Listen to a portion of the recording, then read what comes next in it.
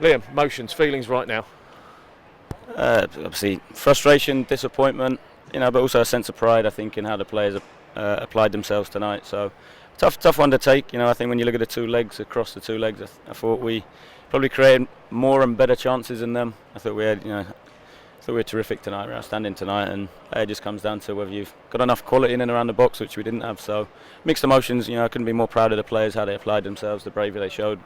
But obviously disappointed for them because for me they deserve more. They couldn't have done any more as far as creating chances. There were so many chances, and I suppose that's the one thing that you'll probably think about, those maybe some of those chances that were missed. Yeah, of course. I think we spoke a lot about after the first leg around. If you don't win by being us, and I think that was the key to it. And the players will be devastated in there. But I think when that emotion settles and you reflect and look back, I'm sure they'll be proud about how we went about it tonight. This must be quite hard for all of them because finishing third, performing the way they performed, with an opportunity to go up automatically on the final game of the season, and then they haven't made the playoffs. Yeah, no, definitely. I think that it's like a double hit, right, in terms of two disappointments. So said it to the players afterwards. That's unfortunately sometimes life, but that's also the game. You sometimes don't get what you deserve, and you have to suck it up and come out tougher and harder and better the other side. And I think that. No, that's what we'll definitely do as a club, as a group of staff, as a group of players. Is go right. Hurts tonight, but let's become better. Let's channel that frustration, that disappointment, that emotion into becoming even better and kicking on in the future. You made the two changes tonight, and Theo Corbin, who came in and obviously created a lot going forward. And perhaps was it not just from Theo, but from all the side? There were just those moments where instead of playing it across the 6-yard box, they cut it back, and instead of cutting it back, they played it because it was just that final decision on a number of occasions that didn't quite work out your way.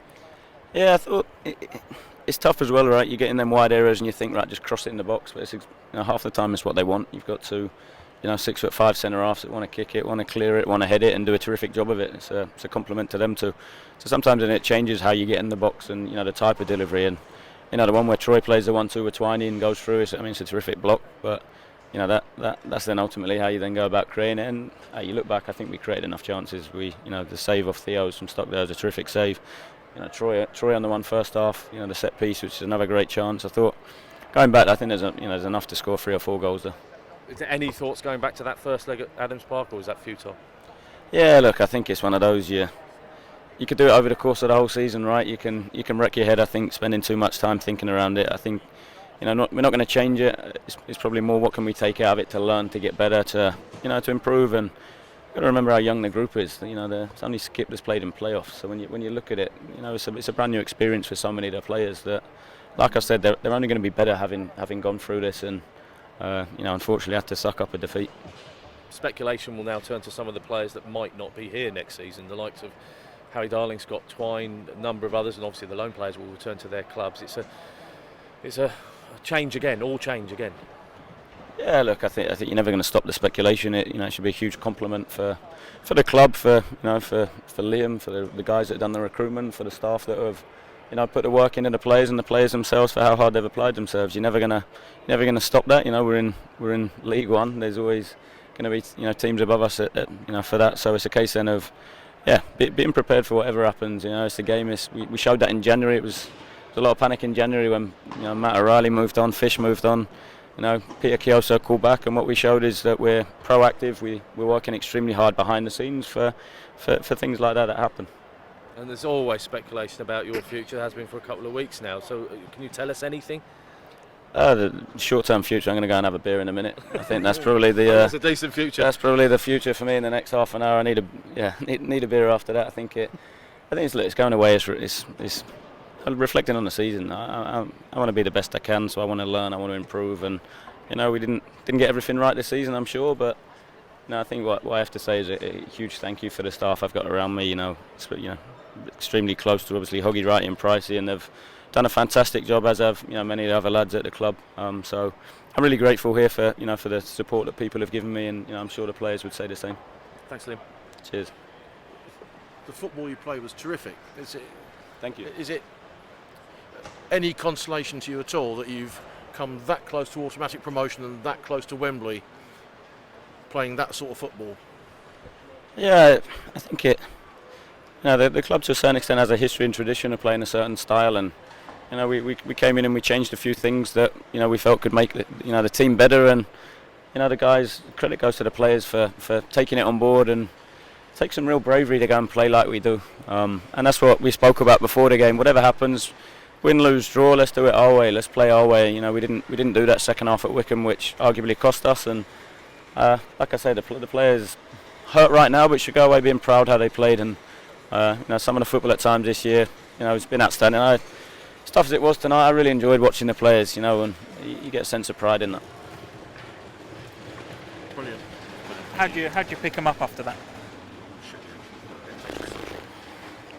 I think, cheers guys. I think it's difficult. I think you just need time. I don't think you can pick people up after that, and you know, when you've got a group of players that have worked as hard as they have over the course of the season and how emotionally invested they are, it's going to be tough to pick them up. So I think they just need time, they need to reflect, they need to go away, they need a break. I think that's really important. It's so intense, League One. You know, it was at game 53 of the season. It's such a full-on season that, you know, you'll be carrying emotional fatigue as well. So I think the players, they need time away, they need time with their loved ones, time with their families, time to reflect, and then, hey, it's then about licking your wounds and going again. Is it all done tonight? Are they setting off on holidays as of tonight, or are they back in for the week? Yeah, no, they're done now. You know, it's the season, obviously next season starting a week earlier. It cuts down the break, and it worked so hard. It's been so intense. You know, that for me, it doesn't make sense to bring them in. We've had some meetings. We've spoken to some of the players, so it's a case now of, like I said, them going away and resting. Obviously, very young squad throughout the season. While you didn't quite reach the end goal of promotion, having this shared experience must be a positive learning one for the team, both the players and the staff. Yeah, of course. You know, you look at it, their side versus our side. You talk about playoff experience, and you know, there was an element of that for me on Thursday. It was the occasion, away, the noise, the atmosphere. You know, the game management from Wycombe. You know, we got drawn into the occasion more than playing our game, which we knew. We spoke around. The players are outstanding with their self-awareness. So that, like we said, the biggest thing was how we went about it tonight, and the players should be really proud. You saw the goal going obviously in the first 25 minutes. How important was that to keep Wycombe under pressure for most of the rest of the game from there? Yeah, first goal was really important. Do you know what I mean? I think if they get it, yeah, it becomes a lot harder then. And with us, obviously, scoring that first one when we did it, it lifts the momentum. It gets you on the front foot. You could feel, you know, the edginess and the nerves in them. So it's just unfortunate we couldn't finish it. And obviously, this is a young squad, of course. In their future development, will they want to take this as a moment to try and learn from and try and avoid falling into a similar pitfall in the future? Yeah, of course. You know, don't always get what you deserve in life as well as football. So you have to take them experiences and learn and become. You know, the game's got a habit of doing that, kicking you like that. So it's about, you know, taking the experiences, you know, and becoming hardened by it. It's a cruel game at times. So it's about taking that and, like I said, learning from it.